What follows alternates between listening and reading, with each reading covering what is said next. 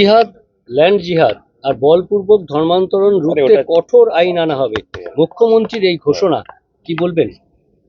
অন্যান্য অনেক রাজ্যে এই ধরনের আইন আনা হয়েছে, যার দ্বারা সমাজে বিশৃঙ্খলা তৈরি হয়, আইন কানুনের সমস্যা দেখা দেয় এবং দেশের গ্রাফিক চেঞ্জ করার যে চক্রান্ত চলছে, জনসংখ্যার বিন্যাসই পাল্টে দেওয়া হচ্ছে লাভ জিহাদের মাধ্যমে। পশ্চিমবাংলায় তো জমি মাফিয়াদের একদম বলবালা, সরকারি জমি প্রায় নাই, সব দখল, খাল বিল নদী পর্যন্ত দখল হয়ে গেছে।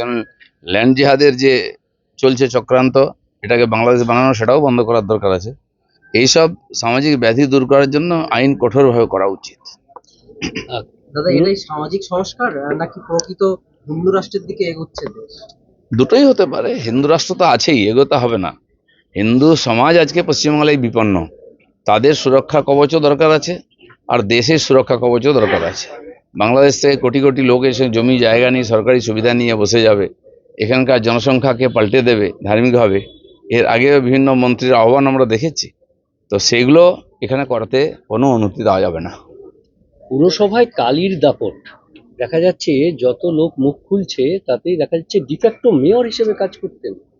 এরকম বহু জায়গায় বহু লোক ছিল যারাকে de facto minister, de facto councillor, mayor, chairman, তা এই দালালরাই দাপিয়ে বেড়াচ্ছে। টিএমসি পার্টিটাকেও দালালরা দখল করেছে, আর পুরো পশ্চিমবঙ্গকে দখল করে লুটপাট করেছে। মানুষ ভয়ে চুপ করেছিলেন, মুখ খুলতেন না। পুলিশও জানতো, পুলিশের হিম্মত ছিল না এদের গায়ে হাত দেয়। এখন সব সামনে আসছে এবং তার বিচার হবে।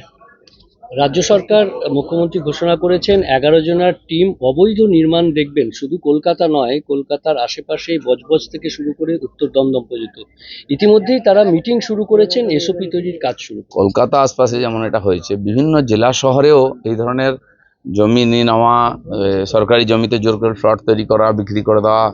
এই নিউ টাউন এলাকায় একটা জমি দুবার তিনবার বিক্রি হয়েছে, লুট করা হয়েছে লোককে, তারা লড়াই করছে। এই ধরনের সমস্ত কিছু বন্ধ করার দরকার আছে, সেজন্য সরকার কঠোরভাবে পদক্ষেপ নিচ্ছে, যা করার দরকার সব করবে। বিনিয়োগ, আমুলের পর আবার বার্জার পেইন্টস গতকালই ঘোষণা করেছেন পিয়ারলেস, তারাও ক্যান্সার হাসপাতাল করবেন ঘোষণা করেছেন। প্রায় 1,500 কোটি টাকার আবার বিনিয়োগ করলেন শিল্পমন্ত্রী, অর্থমন্ত্রীর সামনে, এবং সেখানে পিএমওর যিনি পরামর্শদাতা সঞ্জীব সান্যালও ছিলেন। দেখুন, পশ্চিমবঙ্গ চিরদিন শিল্প অনুকূল পরিবেশ ছিল, কিন্তু মাঝখানে বেশ কয়েক বছর সিপিএমদের আন্দোলন চলবে না, পরবর্তীকালে অব্যবস্থা, কুশাসন, তার ফলেতে লোক এখান থেকে পলায়ন করেছে, আসেননি। এখনও বহু মানুষ এখান থেকে প্রতিষ্ঠিত হয়ে অন্য জায়গায় গিয়ে কারখানা ব্যবসা করছেন, তারা এখানে ফিরতে চান। তাদের মনে হয়েছে এখন অনুকূল পরিবেশ তৈরি হয়েছে, তাই সমস্ত রকম ক্ষেত্রে সব জায়গায় তারা আসছেন। সরকারও প্রস্তুতি নিচ্ছে, এখানে ল্যান্ড পলিসি থেকে আরম্ভ করে ইন্ডাস্ট্রিয়াল পলিসি সব ঠিকঠাক করা হবে। 2-3 মাসের মধ্যে, পুজোর মধ্যে এগুলো সব রেডি হয়ে যাবে। তারপর দেখবেন ব্যাপক এখানে শিল্প আসতে শুরু করবে। 5 জন লোক হলেও 21শে জুলাই ধর্মতলায় যাবো, বার্তা মমতার। আর যান, সারা জীবন তো ওই করেছেন উনি, রাস্তায় নেমে হেঁটেছেন। প্রশাসন দিল, লোকে 15 বছর কিছু করতে পারলেন না, মানুষকে হতাশ করলেন, বাংলাটাকে একদম মানুষের থাকার যোগ্য রাখেননি। আন্দোলনই করবেন শেষ জীবন পর্যন্ত। ববি হাকিমের মতো মুখ্যমন্ত্রী প্রশংসা।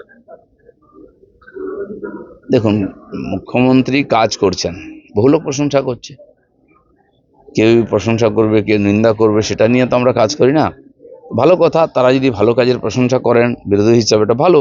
যদি আমাদের ভুল ত্রুটি হয় সেটা ধরিয়েও দিন। কুণাল ঘোষ দাবি করেছেন ববি হাকিমকে গ্রেপ্তার করা উচিত। দেখুন, কুণাল ঘোষ দাবি করলে তো সরকার করবে না। সরকার যখন মনে করবে কেউ অন্যায় করেছে, তখন তার বিরুদ্ধে ব্যবস্থা নেবে। সেই জন্য তদন্ত চলছে, যে দোষী সাব্যস্ত হবে, যার বিরুদ্ধে প্রমাণ আসবে এই অনৈতিক কাজের, সরকার তার বিরুদ্ধে ব্যবস্থা নেবে।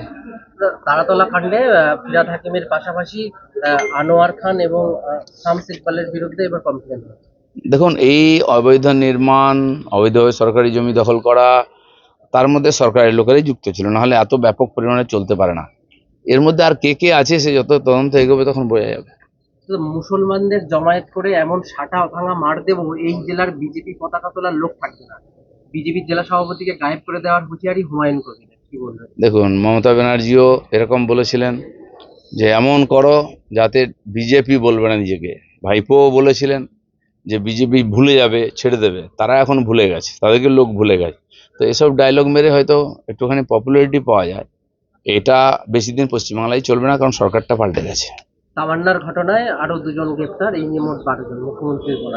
যত খুন হয়েছে, যত এই ধরনের অসামাজিক কাজ হয়েছে, তার সমস্ত যারা দায়ী সবাইকে খুঁজে বার করা হবে। দেখুন, একাধিক ঘটনার তদন্ত চলছে এবং তার সত্য সামনে আসছে। কার্যকর থেকে আমরা শুরু করেছি, সমাজে যত রকমের মহিলা, শিশু, এদের উপর অত্যাচার হয়েছে, অনেক কাজ হয়েছে, সব কটার বিচার।